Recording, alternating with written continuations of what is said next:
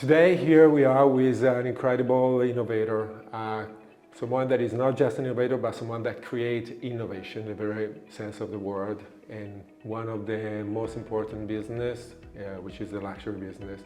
Federico Marchetti is the founder of Yux Net-a-Porter, and is one of the people that inspire more than anybody else in the world, the fashion industry, the luxury industry, and creates something really beautiful. Thank you, Anthony. Today we were so lucky to listen to your session, and I was really surprised about what you said, and actually you say many times that you are doing something that now make you happy, not just in the past but also now make you happy. So you are obsessed with details. Usually people obsessed with details are always in a frustration way. You are doing so many things at the very same time and you're happy. Can you tell us a little bit about this secret? No, I'm not always happy. I'm not. I cannot say that I'm always happy. I'm trying to find the happiness, which is different. So frustration comes with details. Because you get frustrated if things are not working the way you expect. So it's not that I'm always, yeah. No. It's not like this. But the purpose of life should be to find happiness. And so I was lucky enough to do a job, to invent a job, because I had to invent it, because it didn't exist, that gave me a lot of happiness. And when I decided also to leave my former company, Yux Net-a-Porter Group, the reason was because I felt that it was time to go, because e-commerce in the fashion industry had reached a level of maturity and saturation also now with many competitors.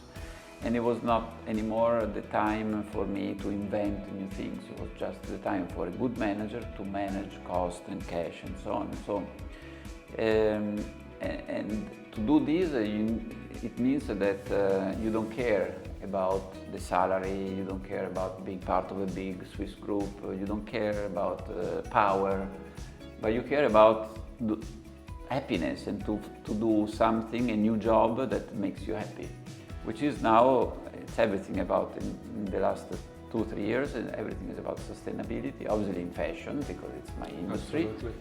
On behalf of King Charles, that I'm his consigliere on many things. Talking about this role, as a chairman of the foundation, for the task force, how important, and you talked today about culture, how important is the Italian culture that you brought inside of this foundation in relationship with King Charles, for instance? It's super important.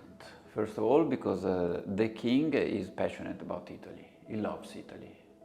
And when we meet, we talked about all the actions that I'm putting in place for his fashion task force, but we also talk about the Italian wine or Leonardo da Vinci mixing art and science. So the Italian culture is absolutely, and the creativity is absolutely appreciated by the British Crown. Probably by everybody in the world, I would say.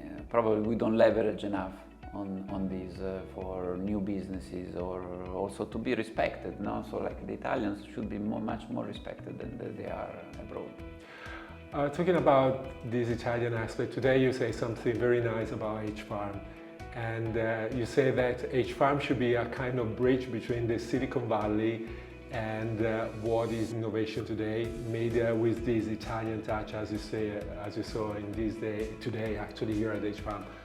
Can you tell us more about that? Yeah, because technology, I always thought, and also like I applied this concept, this philosophy in my entrepreneurial path. I always thought that technology without emotions, or without creativity, or without design, or without all these human things, is an empty box.